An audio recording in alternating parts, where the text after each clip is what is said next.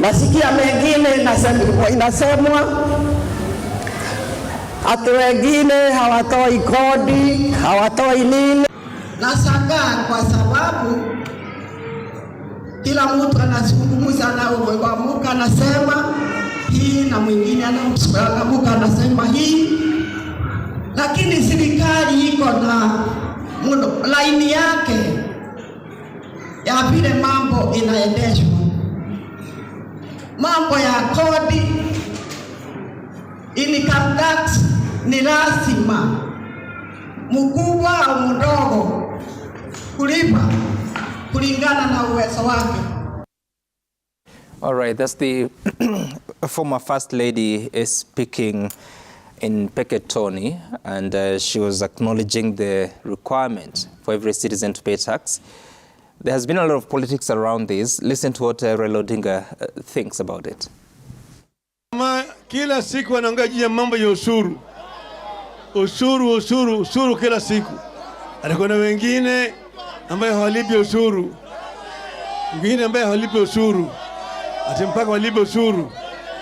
Mpaka mliona jana mama ambaye ameheshimiwa sana, Mama Ngina Kenyatta, aliongea juu ya mambo ya ushuru. Manake mama huyu ametusiwa na hawa watu vibaya sana.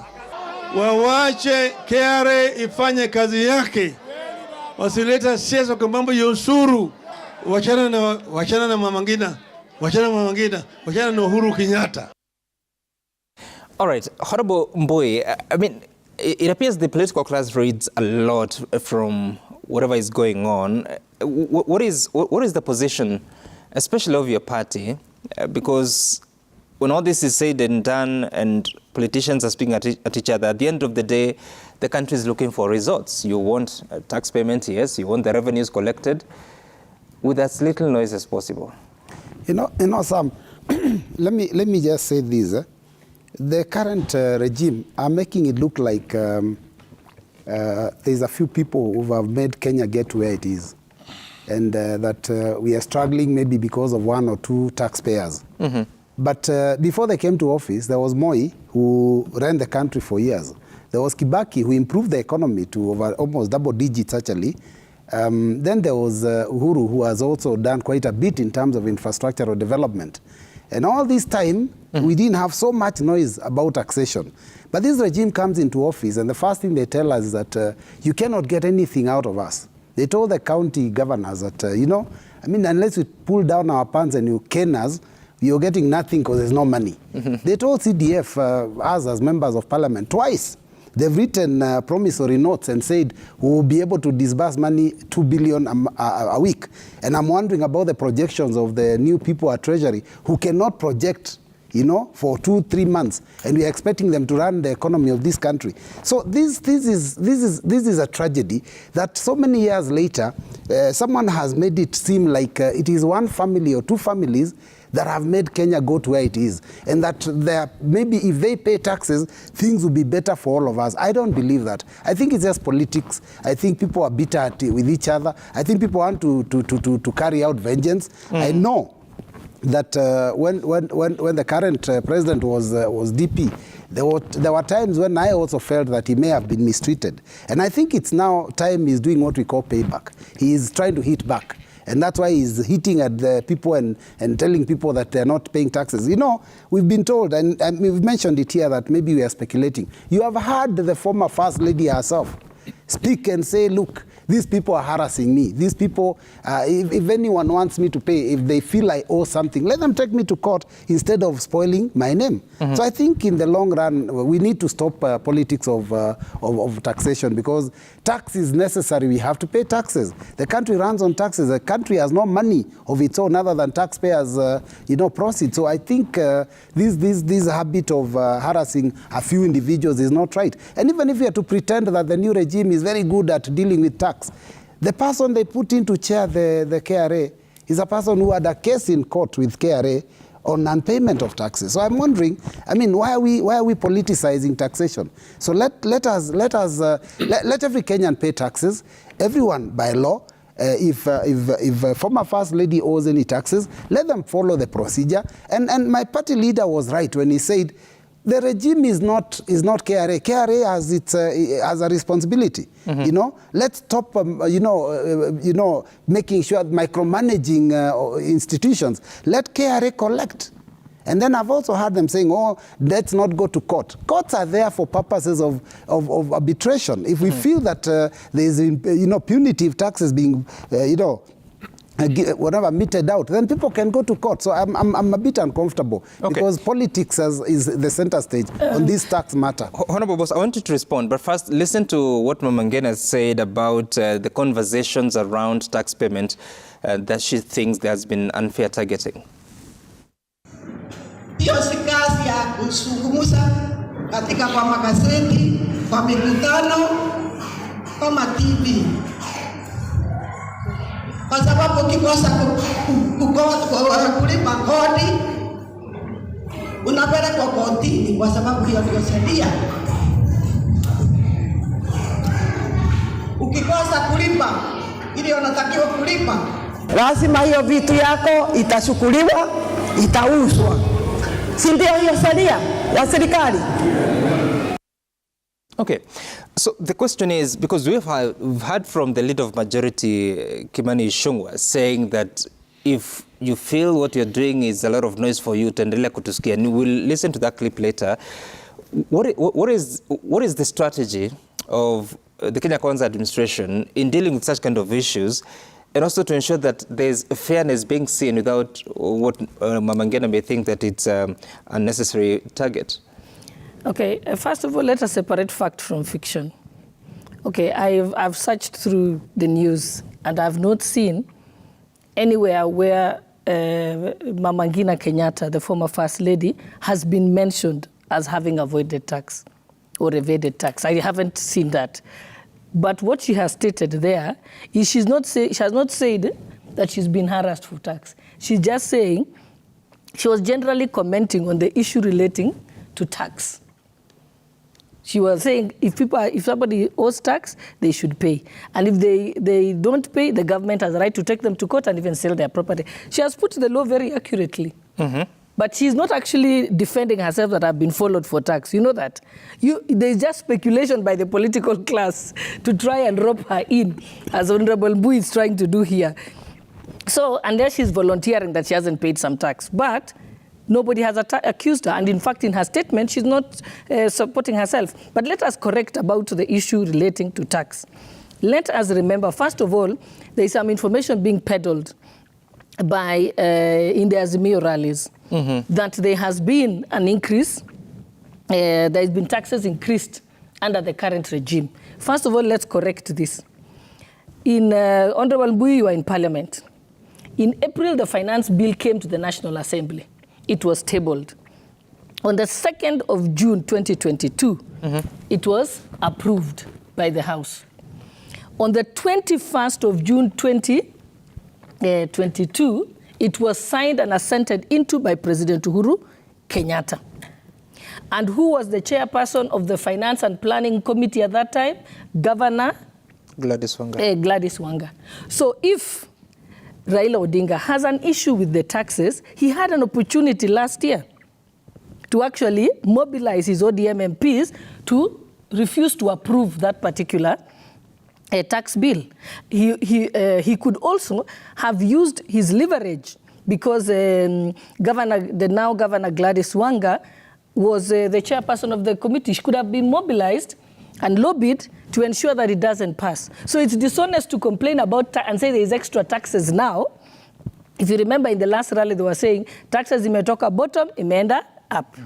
But that is not in fact true. And that is a fact that you cannot change because it is in the Hansard and it is recorded. The day the president signed that bill, it was gazetted in the Kenya Gazette. So it is fact that you cannot avoid. Now, what has been the discussions? And in fact, I was looking for what the KRA Commissioner General was in fact saying. What he said is that they want to improve and make tax collection more efficient. Because it is believed, two things. There are many people who evade tax, right? And so we are collecting less than we should be collecting. Even VAT alone, we are collecting below what is supposed to be the maximum VAT we are collecting. So all we need to do is make our tax regime efficient so that we don't have people being able to play around with the system and not pay tax. Number two, it is a fact again that is documented that we lose 370 billion in tax waivers. So in 9 years, that's 3.3 trillion shillings, something that can fund our budget. So first of all, we've said this privilege of having tax waivers must be stopped because we can't afford to give waivers. In some cases, we are giving tax waivers to certain investors that actually no benefit comes to us. For example, if there is a road that is going to a high-end development, in the exclusive city outside Nairobi, then that company should be able to pay the 0.5% road levy because they are benefiting from it, because they are going to make money from that high-end development complex that they are putting up. So we can't continue to pick out, because the ordinary to pick out certain privileged companies and corporations that have connections and exempt them from tax. So we are not saying we're increasing tax. We are not saying that we're coming after anybody maliciously. The point is, now you'll not get waivers. End of story. So who are these beneficiaries? Okay, the one that is the most famous one is the Commercial Bank of Africa and the NIC Bank. When they did their merger, they had a tax waiver of 330 million shillings, which was signed by the president on a Kenya Gazette. So it's not me making up the story, it is fact. And therefore the question, because why does this deserve to be spoken about in the media? Why not resolve it? Let KRA issue a tax demand. Remember that the citizenry of this country are entitled to be explained to by their sitting government how they intend to transform the economy of this country. And in explaining that, you also need to tell members of the public that this is our strategy. You're explaining your strategy. Our strategy is to have the tax collection regime to be efficient and effective and not to leave anyone to fall through the cracks. The other issue you're saying is that we are going to, the other step that we shall take is stop the tax waivers for now, because it's not benefiting us and we need the money. Number two, you're saying that what you're also going to do is an attempt to jumpstart the economy in such a way as so that we have more people paying taxes. Okay, I hear you, and I want you, Fred, to get in on this. But before you do that, let's listen to the Leader of Majority, Kimani Ichung'wah, on what he was speaking about the law catching up with those that may not have been paying taxes. And the system they abused, the tax collection system they abused, exempting themselves from taxes that they should have paid. KRA now has gone back to them in line with the law to ask them, hey, as much as you are in office and you didn't pay these taxes that you exempted yourself, the law does not allow us to exempt you from any taxes. You have to pay. And when some of them paid, they started sponsoring the demonstrations you are seeing and the rallies to try and intimidate government. And so the question, I'll get back to you, Honorable Boss, for clarification. But Fred, when you look at this, then how do you know what's true and what's not? Honorable Ichung'wah is a politician. And if you listen to him keenly, he's actually playing politics. But you see, as Azimio, for us, we strongly believe in the principle of public finance. And we believe that the public finance must have a system that provides equitable society, and in particular, where the burden of taxation is shared fairly. So to that extent, we believe that everyone must pay tax. And I don't think the leadership of Azimio is saying you should pay, you should not pay. We agree with William Ruto when he says that everyone must pay and everyone will pay. What we are seeing is the politics of taxation when Azimio party starts to put this government into check.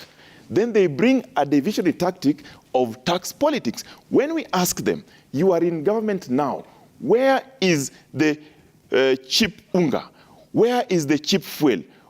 Life is going up. Lower the cost of living. When we start asking these issues, then you see the emergence of tax politics.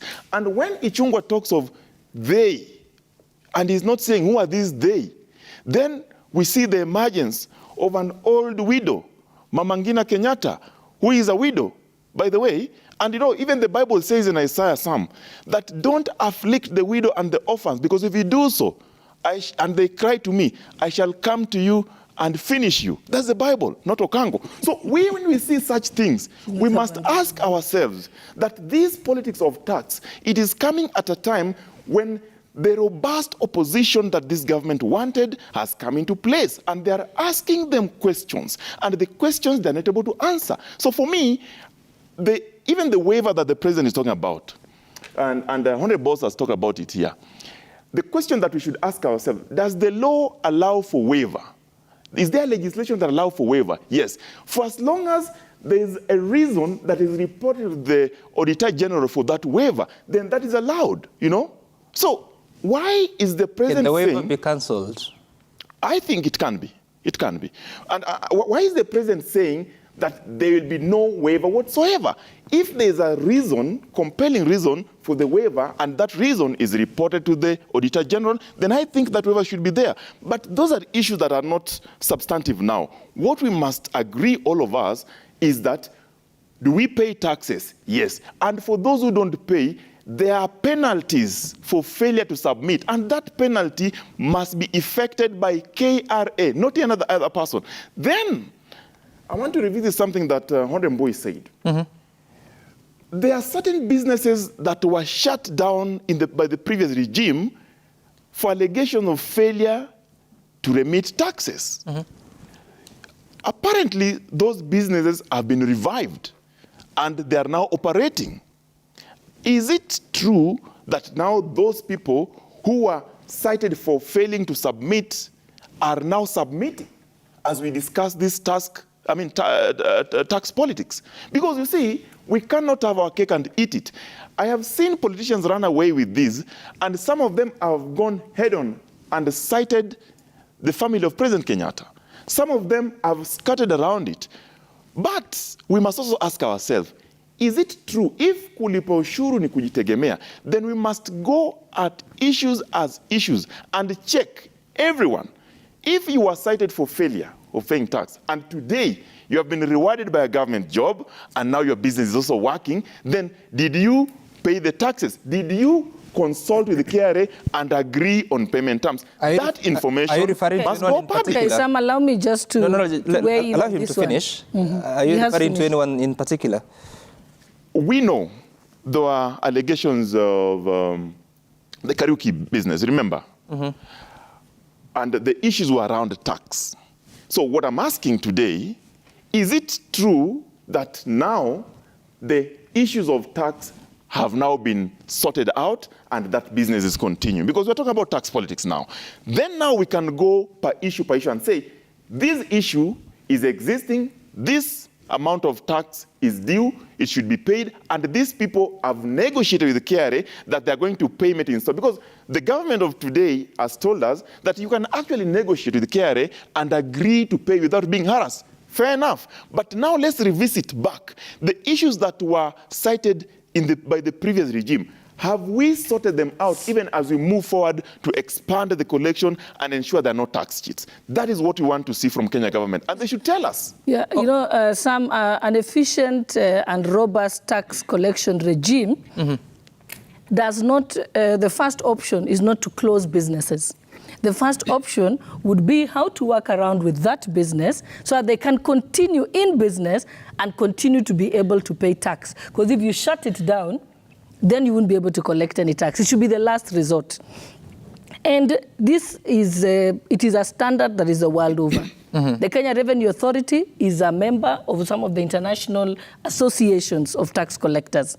And you will see that if you remember President Obama, during his tenure, there were many banks who had actually either, you know, evaded tax or had committed some illegalities. But the question was, if they shut down those banks, it would greatly affect to the negatively the the American economy. So what do they do with those banks and those businesses? They tell them there's something called a non-prosecution agreement. So you agree, we won't prosecute you, but we are going to now bring our own receiver to sit in your company, and the first amount collected as you do your sales goes to payment of the tax. So it is possible to do that. And in fact, if you listened, and I think it's what Honorable Mbui was alluding to, that the president yesterday said that, you know, there is no need to go to court. He wasn't saying that you don't solve it in court, but he was saying we can sit down and agree. You know, you can be told to be, you can be given even a 5-year plan to pay off your taxes, because the most important thing is that you pay. Because also those companies are employing people. You can't, because you know, we need it to be in business. So that is actually the way. If the KRA wants to go in the right direction, in the more modern way, then that is the process that they should so let's be going through. But if I look back at Honorable President Late Kibaki's time, when they started the whole, when he started going to office, he said kulipa ushuru ni kujitegemea. He made it a pride of any patriotic Kenyan to pay tax. He made it positive. It wasn't negative. It was under Engineer Waweru. Yes, and it was the first time, and there were billboards, you know, kulipa ushuru ni kujitegemea. They encouraged Kenyans, and they increased our tax base. And that is the messaging we should be doing to Kenyans. Kenyans must take pride in paying taxes. And then similarly, the government is telling them, in return, we shall improve services to the public. And that conversation is ongoing. I know that I've been listening to discussions from business people who are saying we just need some small efficiencies that will make us be able to run our businesses more efficiently and pay more taxes. For example, if you're importing cheese into the country, I'm told that KEBS will ask for a piece of cheese, KRA will ask for a piece of it, NEMA will ask for something, the public health will ask for another one, the county hall will ask for another one. By the time you're bringing it all, your container is almost empty, because you have supplied it as samples to all this. So if we can say, let's have one central place that does the checking and gives you the certificate, and you can supply it to these other bodies. So it's things like that is still part of improving businesses in order to collect taxes better. Okay. If people will, so Boss, I want us it to is possible to actually increase the taxes. I want us to listen. Just a quick comment. Just note it down. I want us to listen to some more voices of the former First Lady and the President this time, President William Ruto, on this issue. Hakuna mambo ya ati kuharibia wale wengine majina na nini. Ndio watu wasikiki hata wanafanya kazi, wanaendesha hiji. Hapana, mtu asitakiwe alipe ile kitu anatakiwa kulipa.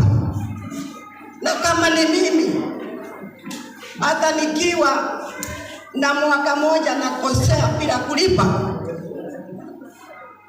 mali ishukuliwa ilipe ile tax, kwa sababu ni rasmi. Kwa hivyo hakuna haja ya kufanya kazi ya siasa hivi na vile.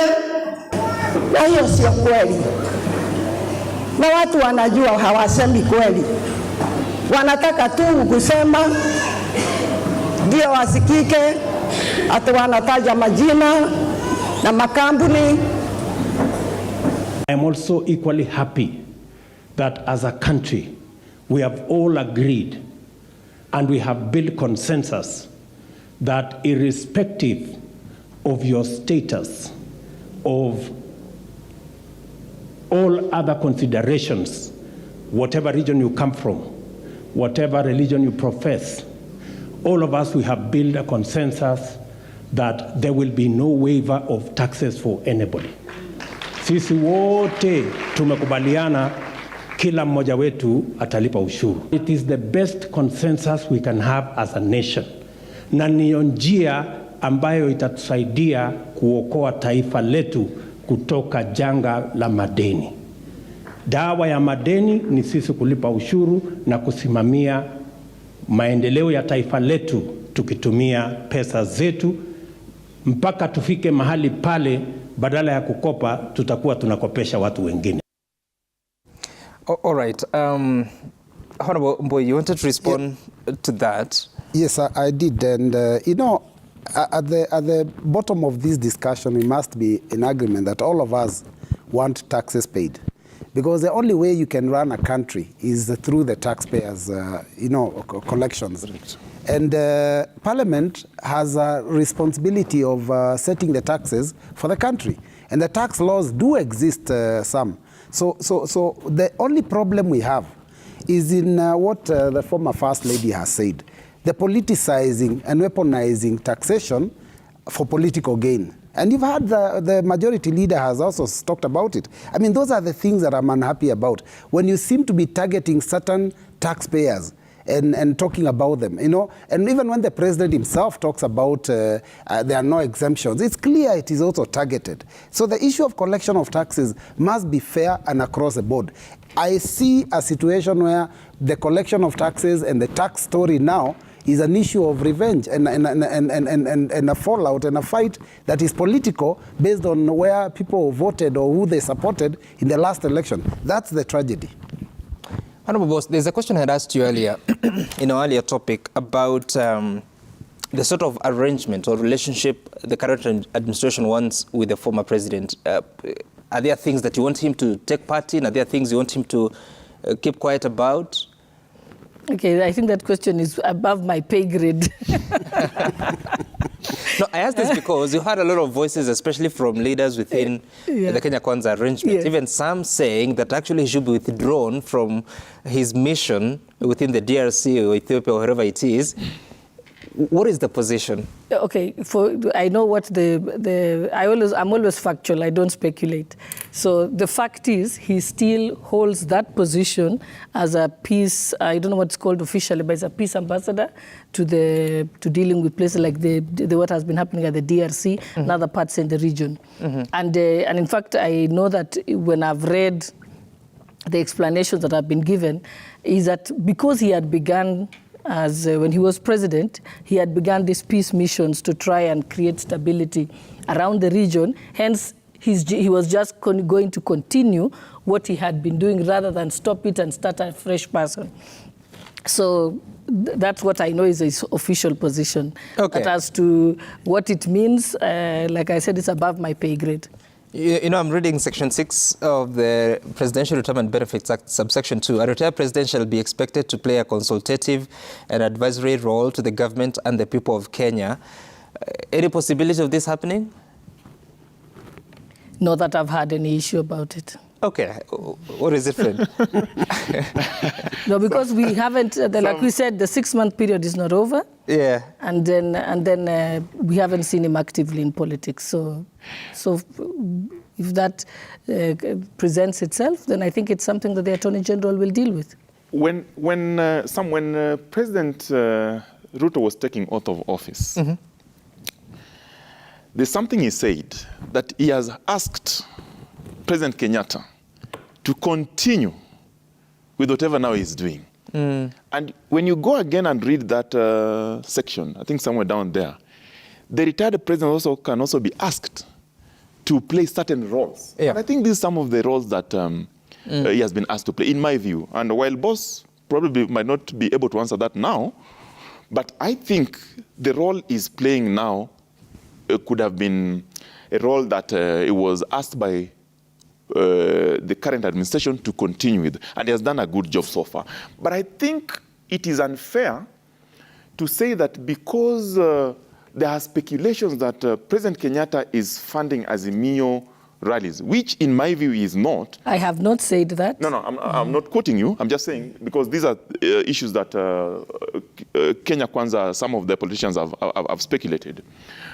It's very unfair to say that now he should be relieved of his role because of that. While this is not substantiated, it is not substantiated and it's not approved. I mean, it's not been proved. So I think retired presidents, as I said earlier, these are offices that are actually funded by taxpayers' money, and these are offices that are respected because they have a specific role they must play as per the regulation that you have just read. So I think we must respect that office, but again also we must engage that office, consult that office.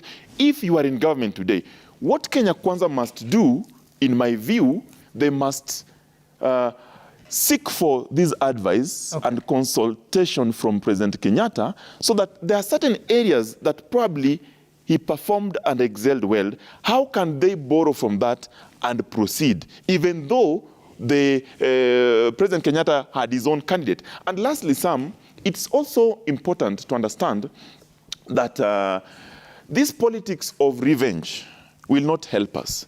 There are certain leaders in Kenya Kwanza who came out and said it is now time also to move forward and offer services to the people. I think Kenya Kwanza government, what they need most now is to offer services and really deliver on the promises that they promised the people of Kenya. Today, as we speak, there's so much in their plan that they say they'll execute, and they have not executed. So all these tax politics are diversion tactics, as I said. The real issue is that there's work that they were supposed to do, and they have challenges. And those challenges, they must address them pronto. Okay. The reason I was asking that question in regards Allow to... me just to say something to him. That section. I think to say that the things that the current regime promised have not happened. Please, Fred Okango, let me explain to you something. There is no budget that has been assented to by the new president. The budget that is operative at now is from the former president. So judge him once his own budget has been approved by Parliament and has been assented to by him, then his programs can begin. Because you cannot begin your programs without your own budget. So I think all fairness for transition. Is it an admission that whatever you promised, some of them you did say that in 30 days. Yes, 100 days. We will do this in 100 days. Is it an admission that all those, the ones that you have not done, you have failed? Is it an admission? No, it's not an admission. I think what you must also take into account is that it is the same as Mio mandarins who then went to court to slow down the PSS being approved. That the transition took longer than normal. So you don't expect a transition to happen quickly. You went to the Supreme Court. By the time we're done with the Supreme Court, then we quickly had to run into inauguration. Immediately after inauguration, first you try and stop the CSS being hired, stop the PSS being hired. The other day, someone has gone to court again to try and stop this. They said the swearing in of the Hustler Fund board. The question is, it was already confirmed by the Court of Appeal that state corporations are public offices and therefore require, you don't have to take an oath of office. It's already, so that's already declared by the court. But that matter is in court now. Luckily, there's no orders as to it yet. But it just tells you the mischief. The constant going to court, you need to begin to interrogate who are these people who are going to court. It's people who are trying to sabotage the government. So you cannot on one breath be going to court to sabotage government and then demanding that they be able to operate within the same timelines that they had promised. There has been challenges. But if those can be resolved, then the smooth running of the governments can begin. I just wanted to ask, Honorable Boss, because you say, yes, you don't have a budget for Kenya Kwanza administration, which is true, but there is a window that you can utilize of a supplementary budget. Do you have any indications of when one may be coming? Yes, as soon as Parliament is back in session. Okay. On the 14th. Let's move